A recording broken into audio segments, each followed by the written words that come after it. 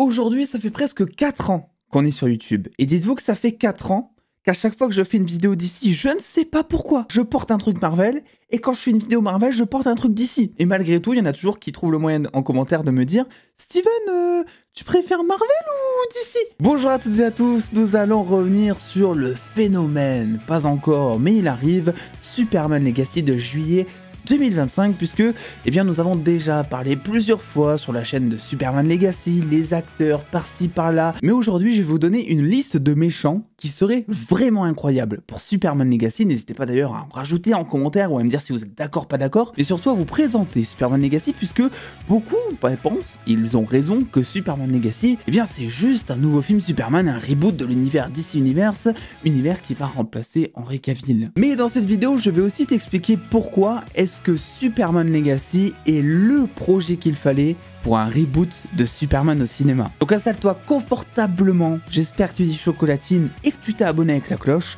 c'est parti.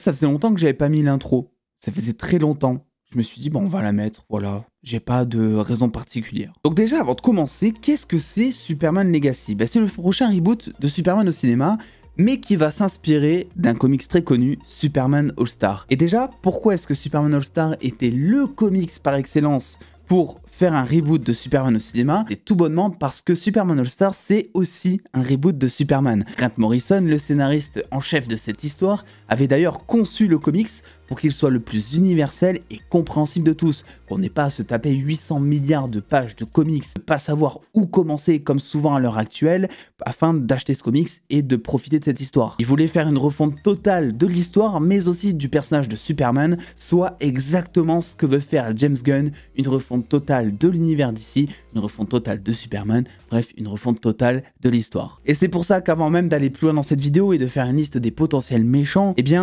Superman All-Star, c'était un des meilleurs comics pour commencer cet univers, d'autant plus qu'il a été primé, je sais pas combien de fois, il a eu plein de récompenses. Il est assez connu des fans de comics, considéré pour beaucoup comme un banger. Mais je rappelle, sait-on jamais, que de la même manière avec Flashpoint qui a inspiré le film Flash, ce film va être inspiré du comics Superman All-Star et non pas adapté. Ça veut dire que si vous connaissez le comics par cœur, vous allez sensiblement pas retrouver la même histoire au cinéma. Ça va juste, je pense, reprendre certains thèmes, et notamment un thème primordial qui est existentiel dans l'histoire de Superman, dans à peu près tous les comics, toutes les histoires. Un Superman qui va faire face à lui-même et à sa propre destinée. Et ce comics, il parle de quoi? Il parle de Superman qui va aller proche du soleil pour sauver une bande d'astronautes, sauf que Lex Luthor a saboté totalement la mission, et il se trouve que Superman va se faire irradier d'un peu trop près du soleil, et c'est un peu à double tranchant, puisque là où le soleil jaune est un petit peu sa grosse force, le problème c'est que là il est tellement proche qu'en fait, il va débloquer de nouveaux pouvoirs, de nouvelles compétences, ça va être incroyable, mais en échange, il lui reste plus qu'un an à vivre,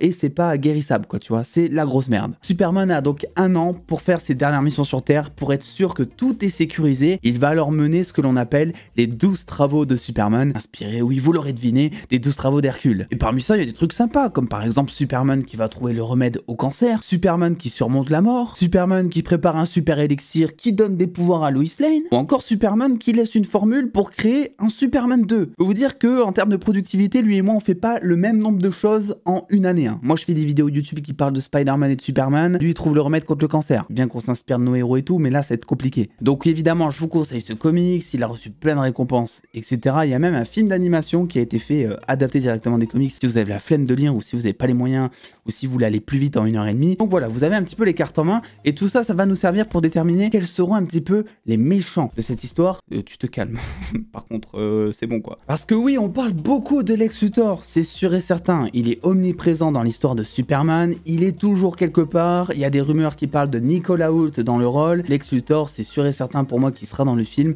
Rien n'est officiel pour l'instant, mais on a tellement des rumeurs depuis des mois que voilà, c'est quasiment fait. La question c'est quel rôle est-ce qu'il va avoir dans le film? Est-ce que ce sera le grand méchant? méchant, ou est-ce que ce serait un petit peu le méchant de l'ombre? Vous savez, celui qui va un petit peu tout diriger derrière la caméra, on dira, et on aura le reveal à la fin, comme quoi Lex Luthor, en fait, c'était le grand manipulateur, et on le retrouvera pendant 6 films après, par exemple. On y viendra, je laisse Lex Luthor pour la fin, et avant ça, j'ai envie de parler de certains méchants qui pourraient être présents, notamment Metallo. Metallo, si vous le connaissez pas, il a fait plusieurs apparitions en live action, et c'est un mec qui en gros se retrouve augmenté et qui dispose d'un cœur en kryptonite, qui devient donc mi-homme, mi-robot après un accident. Donc vous l'aurez compris, c'est un mec qui, au milieu du torse, a un truc en kryptonite gros comme mon compte en banque après une vidéo YouTube, quoi, tu vois, c'est un délire. Le seul avantage à tout ça, c'est qu'il est pas super malin, on dira, ça reste un grand ennemi de Superman, parce que forcément, bah, il a le point faible au milieu du cœur qui est face à lui, tu vois, donc c'est un petit peu compliqué des fois de le combattre, mais ça reste un criminel, un homme de main, qui moi, me laisse entendre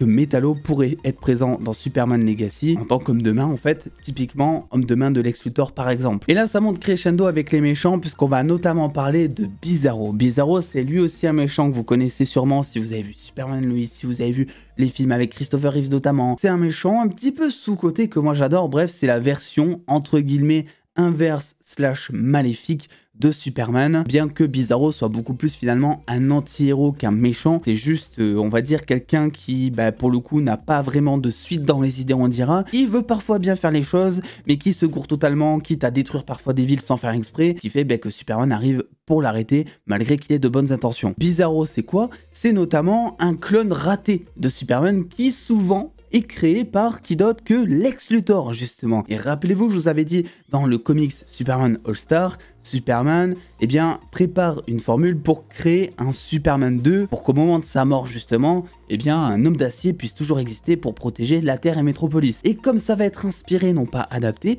peut-être qu'il sera question toujours de cette formule, que Lex Luthor, je sais pas, arrivera à la voler à un moment, ou que ce sera l'inverse, ça sera Lex Luthor qui mettra au point cette formule, et que bim, Bizarro naîtra. Ça peut aussi être un très bon antagoniste, dans le sens où, vu que c'est un petit peu la version maléfique de Clark Kent, eh bien là, il va être face à lui-même, à tous ses défauts, à son côté ténébreux. Et avoir un méchant comme ça pour un premier film Superman, nouvel acteur, nouveau personnage, nouvel univers, eh bien c'est pas mal, parce que ça va permettre, en à peu près 2 heures de film, de bien développer les forces et faiblesses du héros par exemple. Après tout, on le dit souvent, mais notre plus grand ennemi, les gars, c'est nous-mêmes. Autre méchant dont j'ai envie de parler, même si je ne pense pas qu'on l'aura dans ce film, en tout cas pas de suite, c'est Brainiac. Brainiac, si vous ne le connaissez pas, énorme méchant, un des plus gros méchants de Superman dans les comics, dans les dessins animés, dans les films, dans les jeux vidéo, c'est incroyable, il est charismatique, et c'est surtout une intelligence artificielle avec un corps d'humanoïde à la peau verte qui finalement eh bien, désire récupérer toutes les connaissances de toutes les civilisations et finit par les détruire. Ses inventions révolutionnaires lui permettent de tenir tête à Superman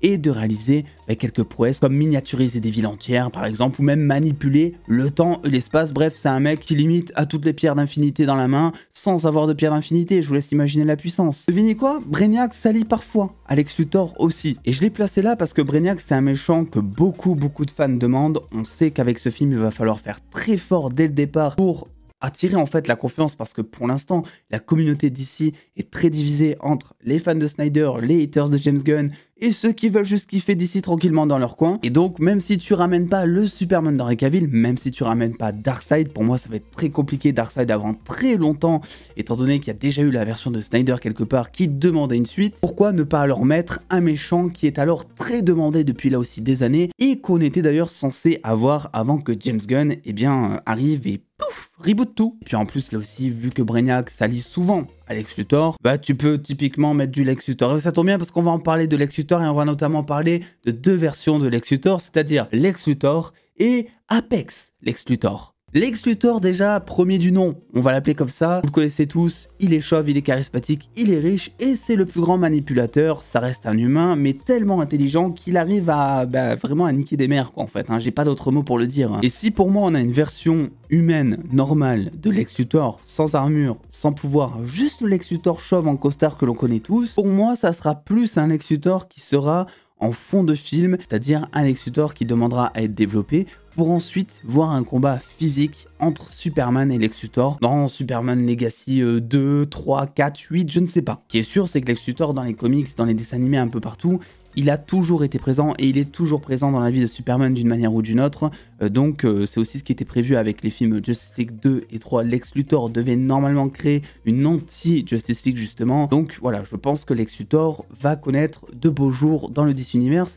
Et je pense que l'acteur qui va prendre ce rôle, eh bien, ça sera l'équivalent d'un fonctionnaire dans le gouvernement, quoi. Tu vois, il aura un CDI à l'année avec des RTT et des congés maladie, ça va être incroyable. Maintenant, parlons de la version Apex. Lex Luthor qui, elle, est ultra intéressante et qui peut être très intéressante dès le départ. Puisque selon Deadline, le nom de code pour le casting de Lex Luthor, eh bien, c'est Apex. Et Apex, c'est pas un mot inconnu pour les fans de comics, puisqu'il y a une version de Lex Luthor appelée Apex Lex Luthor, qui est en fait une version ultra badass. Imaginez un petit peu la version Super Saiyan 3, Super Saiyan 4 de Sangoku, quoi, tu vois. C'est l'évolution ultime. Ah oui, parce que Dragon Ball Super n'existe pas, voyons. Et il s'est en fait retrouvé avec un ADN mi-humain, mi-martien, ce qui fait qu'en fait, typiquement, pour vous imaginer le truc, il va avoir l'intelligence de Lex Luthor, c'est-à-dire quelqu'un déjà de très dangereux juste avec ça, mais il va aussi avoir les pouvoirs du Martian Manhunter, donc c'est-à-dire quelqu'un qui peut grossir sur demande, traverser des murs, se transformer, se métamorphoser, bref, il a des pouvoirs, c'est aberrant, même la Justice League elle tout seule n'arrive pas à défoncer ce bonhomme. Et le fait de mettre un Lex Luthor Apex, ça serait incroyable, parce que ça veut dire que bim, dès le départ, t'arrives, premier film, tu te retrouves avec un combat de malade mental avec une mise en scène qui peut potentiellement être ouf entre le plus grand ennemi de Superman et Superman. En fait, de la même manière que ce qu'on a eu dans le premier Spider-Man de Sam Raimi, où on a eu Spider-Man contre le bouffon vert. Et bien là, on peut se retrouver avec du Lex Luthor. Et bordel, ça fait longtemps qu'on attend un Lex Luthor pareil. Et là, c'est pareil, ça peut être aussi adapté, inspiré du comics. Rappelez-vous, Superman qui crée un super élixir pour que Lois Lane se retrouve pendant un temps avec ses propres pouvoirs, qu'elle puisse kiffer sa life. Peut-être que c'est une version transformée de tout ça, une version un petit peu amoindrie ou qui fonctionne juste avec l'ADN de Lois Lane par exemple, et que Lex Luthor arrivera à mettre la main dessus, se l'injecterait et finirait en mode un petit peu Apex Lex Luthor avec justement des pouvoirs totalement démesurés. Donc c'est là où je vous dis que Superman All-Star n'est vraiment pas à prendre à la légère, bien plus qu'une inspiration, ça peut vraiment être un point d'ancrage pour le nouvel univers de DC de James Gunn justement. C'est un comics qui est insane, c'est un personnage qui est insane, bref, ce film peut être totalement... Voilà, vous avez le mot insane, exactement. Oui non mais Steven, pourquoi tu parles anglais pour te la péter en plein milieu de tes phrases, c'est chiant, vous me saoulez. Ok, j'ai regardé pendant 8 ans Gotaga. Je suis obligé au bout d'un moment. C'est comme vous qui dites « c'est bon pour vous ». Tu vois, je suis influencé moi aussi, l'influenceur influencé. Hashtag. Donc voilà pour l'instant ce que j'ai sous le coude. Évidemment, il y a plein d'autres méchants qui pourraient être présents. C'était juste pour vous présenter surtout l'essence même de Superman Legacy, ce que ça peut apporter en termes d'histoire. Et bien que je ne pense pas que Darkseid puisse arriver de suite, je pense qu'on peut quand même se retrouver avec des choses assez badass à l'écran. Donc écoutez, n'hésitez pas à me donner vos théories en commentaire aussi, vos méchants préférés, qui aimeriez-vous voir dans Superman Legacy, à lâcher le pouce bleu et à vous abonner évidemment avec la cloche, ça fait toujours plaisir, cliquez un petit peu partout comme toujours. Et en attendant les dos, prenez soin de vous, faites-vous bien kiffer, des bisous les dos.